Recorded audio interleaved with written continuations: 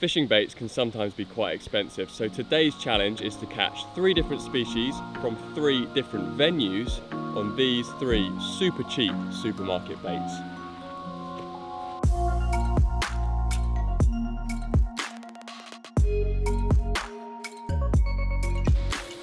Whilst you can fish with bread sinking by squeezing it tightly or liquidizing it, what I'm actually going to do to start this session is fish on the surface, and to try and get those fish feeding up on the top, I'm going to take a little bit of bread, break it up into small pieces, start scattering it out over the surface. One little trick, which I'll show you now, is if you break off a load of pieces of bread, small pieces, they're like a couple of centimetres, maybe an inch in size, break up loads of them, give them a squeeze together, not really tight into a block, but tight enough to sort of just clump together, then you throw it, you can get it out way further. Once it hits the surface, it breaks up and spreads out, and therefore you get your little chunks of bread a bit further out than you would do, a little bit at a time. Now, unlike me and my brother Alex, not all bread is created equal. There's a specific type of bread which just works so much better for fishing for a couple of reasons. The bread that we like to use is thick sliced white bread. Now, brown bread is definitely healthier and definitely better for you. Some people will say it tastes better too, but for fishing, brown bread doesn't stick to the hook as well. It doesn't grip the hook. It's not so squidgy and like tacky. For this reason, we'll always go for the white bread. The other reason why we use white instead of brown is the fish just seem to notice it better. Like brown bread sat on the surface, yeah, you'll catch, but they just seem to notice the white bread and come up and feed on it more readily. Might be something to do with the fact that it's full of salt, but I can't really be certain. But yeah, when you're out in your shop looking for bread to use, check out a thick slice, because the thick slices make better hook baits. And also, yeah, keep your eyes out for white bread too. The other good thing about bread, it's so cheap. This loaf, I think, cost me 70p or something, and that'll do me for a day of surface fishing, so what's not to love about that? But these fish are proving a little bit tricky, so I'm going to have to put in a little bit more time, try and find where they are, and hopefully I can catch one.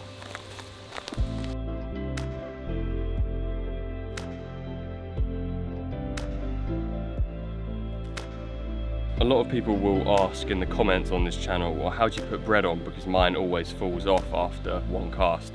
Well, to be honest, it's the same for me. Bread will pretty much always fall off after 1-2 casts if you're lucky. But if you want it to float, you take the crust, my little GoPro bread holding shelf here, and slip it through the bit where you folded it over. I tend to find that means it's gone through one bit of crust and then another bit of crust, and therefore it stays on just that little bit better. The other thing is, for casting, you want it to be a bit more dense so that you can get the weight to cast. So I give it a little squeeze, not like a really tight squeeze because that will make it sink, but a little squeeze and that will cast just fine.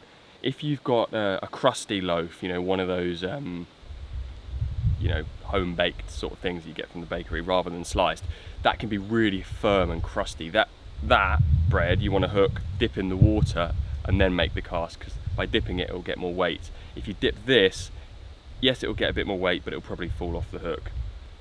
Conversely, if you want to fish on the bottom or slowly sinking a piece of bread, then you take the middle bit.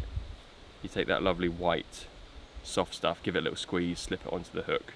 But for fishing on the surface, peel off a bit of crust, fold it over, slip the hook through, give it a little squeeze, and then cast it out. Oh crumbs, there they are. There they are. Funny, isn't it, how you can go ages, only see a few fish, and then they're all shoaled up in one area. Wow.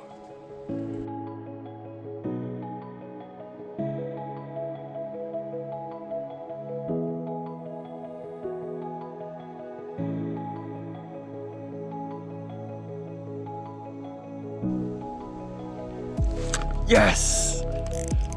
Finally! Hey, I've hooked one! Woo!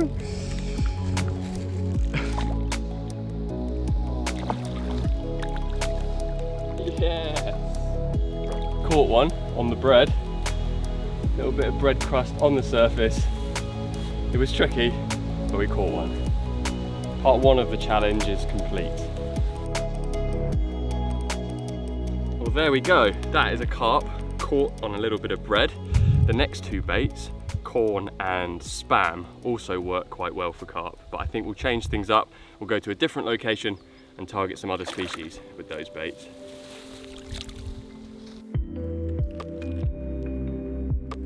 We are now going to a day ticket fishery called Latchets, where I'm going to float fish. We've got Josh in the back, Alex in the passenger seat, and I am driving the fishmobile to our next destination.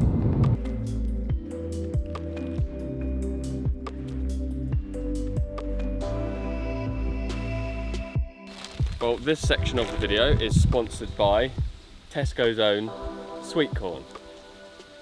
Now, I've got about half a bag left because I've used this on a previous session. This single bag, if I can remember correctly, is 50p I think, which is amazing value for money given that it's almost a kilogram of bait in here.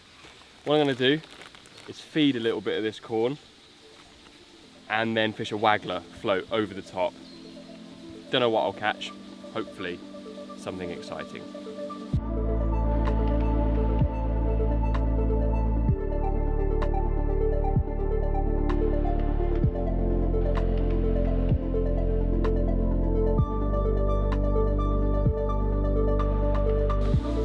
So what I've done is taken a loaded waggler float, which means it's got some weight already on the float, and pinched 2 small split shot either side of it to lock it in place. That shots the float right down so that only the very tip is visible. Further down the line I've got another small shot, smaller than the other 2 actually, a very fine one, and that just helps see bites. 1 inch or 2 down from that is my hook, a size 14. I'm going to put a little piece of sweet corn on that. Obviously I'm putting a piece of sweet corn on that because that's all I'm allowing myself to use in this part of the challenge. Slip the hook inside, pop the point back out. It's important to keep the point of the hook exposed because that will help you hook into more fish and connect with them when you get a bite. I'll cast this out, ping a few more grains of corn around it, see if we can catch something. Over the years we have caught, well, some of our biggest ever carp with sweet corn. We've caught big tench, big bream. I was kind of hoping for a nice big tench today, but we'll see how it goes. But I think corn's a good bait because it's very bright, it's highly visual. The water that I'm fishing in today is quite murky, but the bright colours is pretty easy for the fish to find.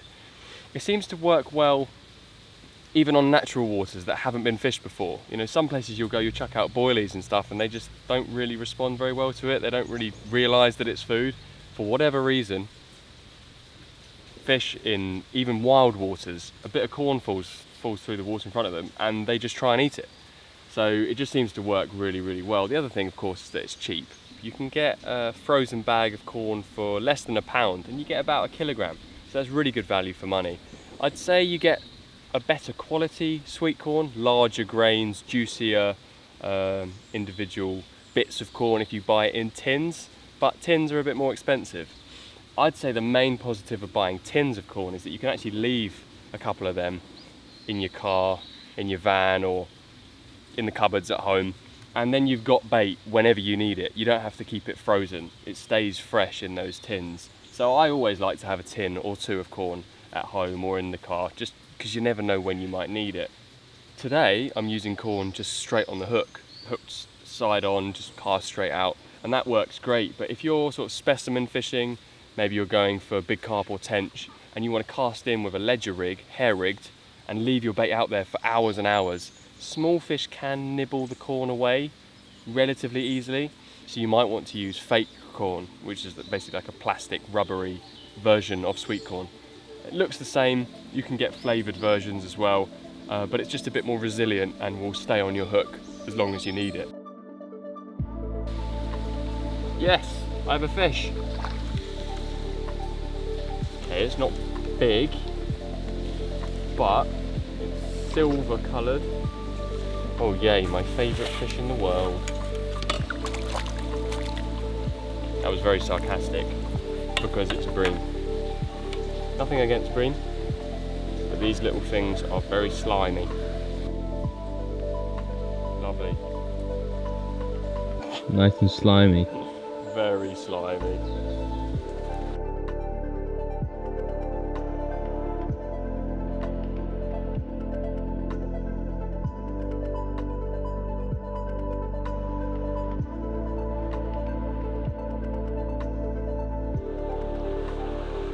I think I'm done here, to be honest.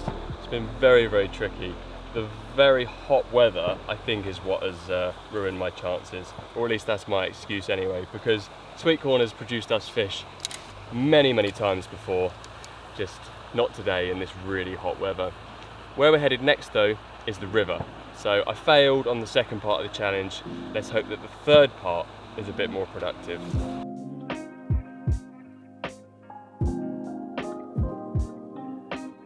I'm down by the river now, and it's certainly a relief to get out of the sun. There's loads of shade here from the trees, so I'm quite happy about that. But this part of the challenge is to try and catch a chub on spam.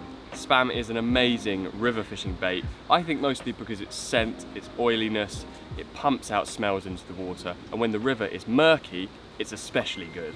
Today, the water is, I don't know, it's not crystal clear, but we haven't had rain for a while, so it's definitely not that lovely, you know, murky colour when you just know that you're going to catch chub and barbel. Today might be a little bit more difficult, but I'm going to tie on a hook, pinch on a few split shot, and open my tin of spam.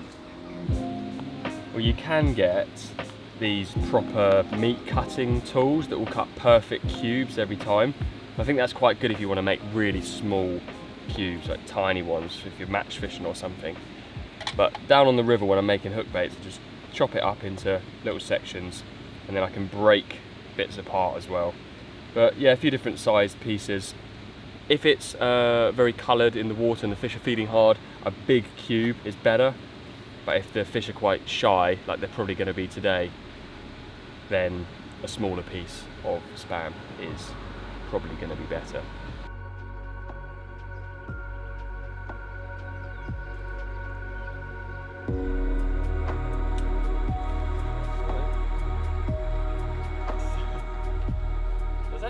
Big dace. That wasn't what I had in mind. The bites I was getting, I thought they, in my mind, like, I thought they were just big chub playing with the hook bait, but no, I think they were dace. This is fairly decent sized dace though. I think I'm going to look further downstream for those chub.